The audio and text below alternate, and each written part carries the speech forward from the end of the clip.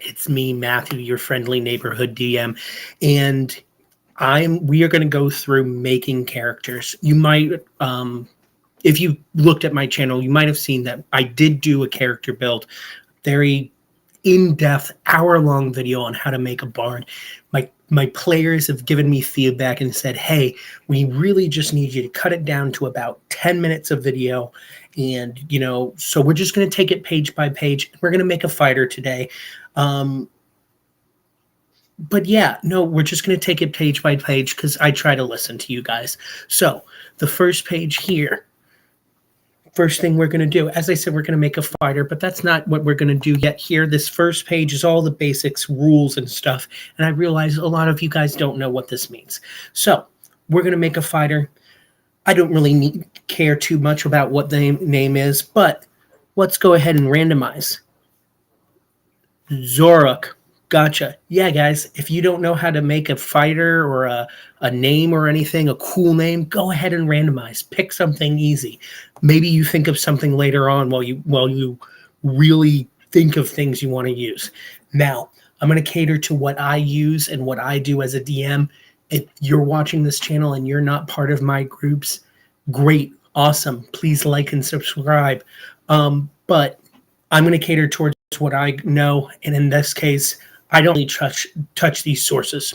I'm going to go through them real quick to explain what they are, just so that people know. Homebrew content. D&D puts out homebrew content that fans and players make. So homebrew in the D&D universe refers to that. Things that people come up with and then input into the D&D Beyond. I do not use that for character builds, really just because it gets overpowered. They don't think about balancing at all, and it just doesn't work out. So the next one is Critical Role content. You know what? I'm going to go ahead and say yes to Critical Role content. Partially, frankly, because I know I'm the one with the books, and I don't have that much, and I've read through it all. So that's really what it comes down to. Do you know the content? If you know the content and your DM knows the content and they feel comfortable using it, then great. All the more power to you. If you don't use it. That way you're not surprised. Magic the Gathering content. Yeah, we'll put it in there just because there's not that much out. Eberron content. Yeah, that's fine. These are all different worlds in the multiverse of D&D. A bit like your Marvel universe. There's different universes and planes. I could talk for hours about that, but I've been told not to. So we will continue down. Rick and Morty content. So Rick and Morty and Wizard of the Coast came up with a one-shot campaign. Rick and Morty, where most of us are familiar. If you haven't lived under a rock, Google it. There you go. Non-core D&D content. That's third-party sources. So where homebrew is made by individuals and players and stuff like that, non-core D&D content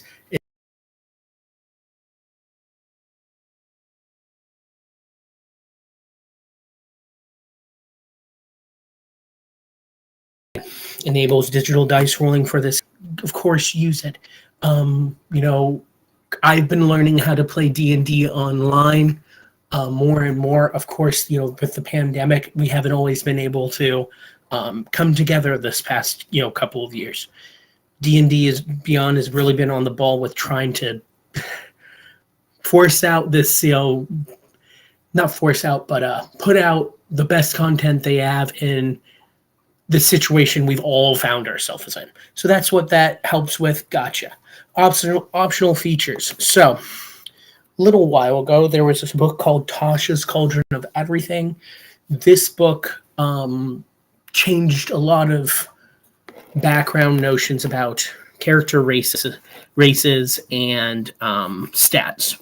So once upon a time, not even that long ago, even just a couple of years ago, if you picked a type of race, you were kind of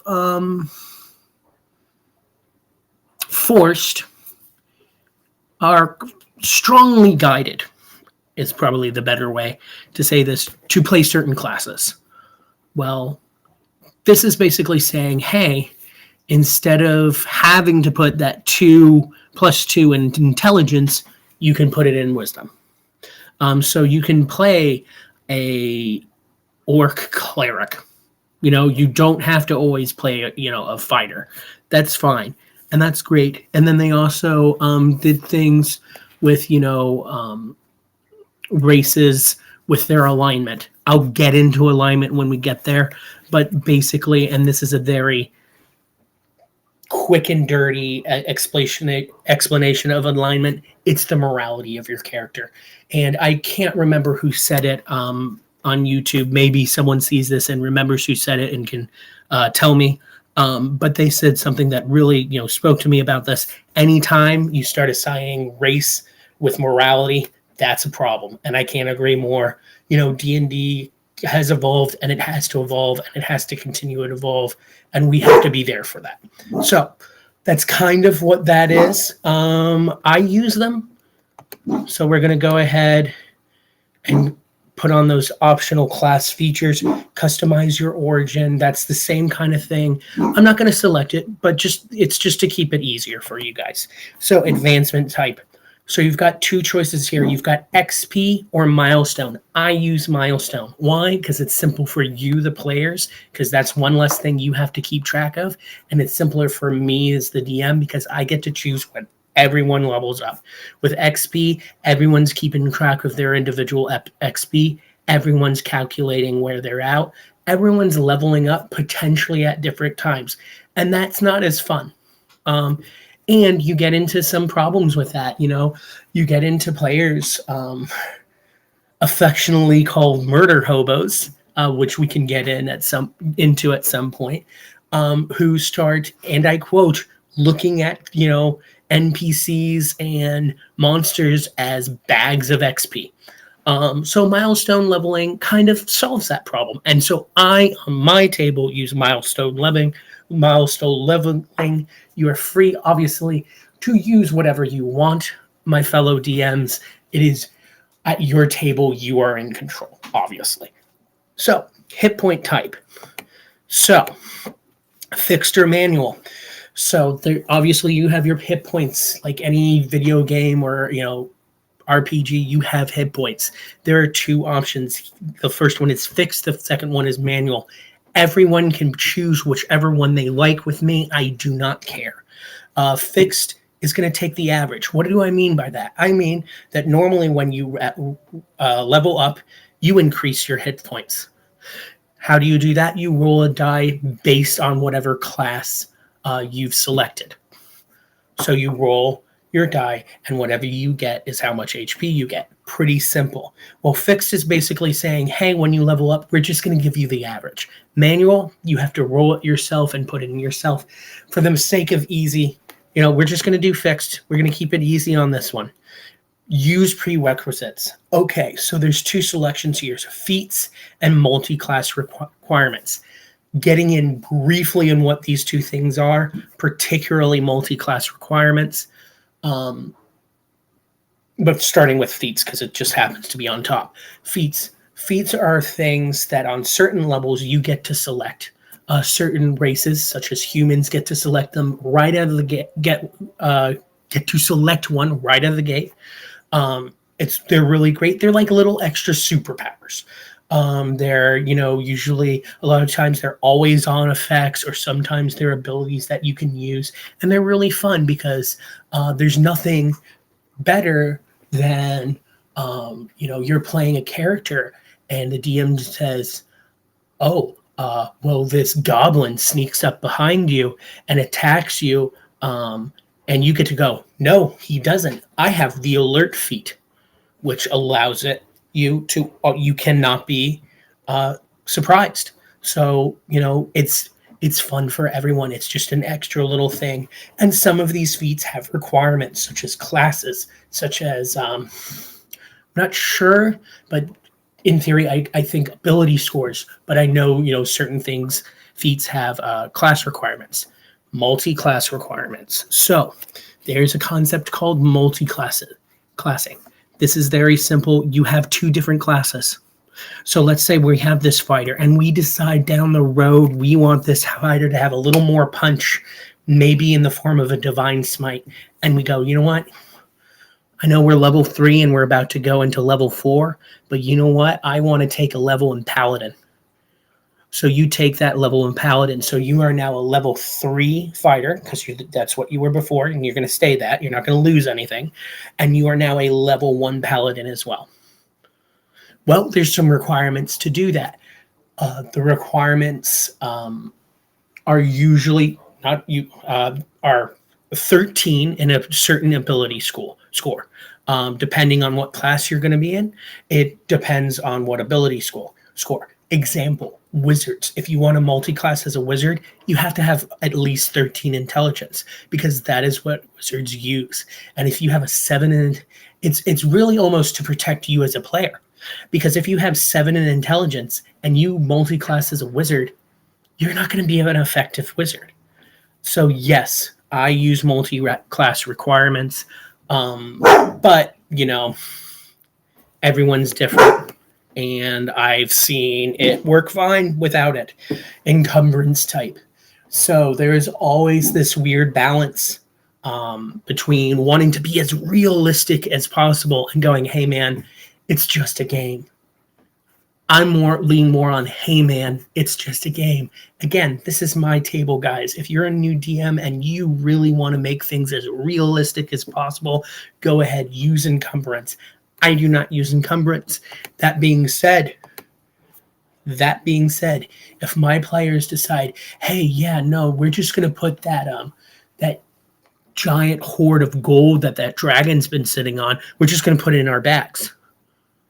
Well, there's not enough room. It's too heavy. So I don't use encumbrance, but I still use logic. And you should use logic in your game. Which goes into the next thing perfectly. Ignore coin weight. I do ignore coin weight, but it's a lowercase ignore. Again, if you try to carry a chest worth of gold and just put it in your backpack and think that's not going to affect you, you got to need another thing coming, especially if you have all your other gear. So I don't use encumbrance, but I do keep track of those kind of things to a varying degree. So ability score modifier display. This getting into just what you like more as a player, and you can change this at any time. Maybe you like one over the other. So you have your ability score and you have your modifier. We'll get more into what those are on, I think it's not the next page, but the one after that. But basically, this is the core of your character sheet. But your modifier is used a lot more than your raw ability score. Your ability score determines what your modifier is.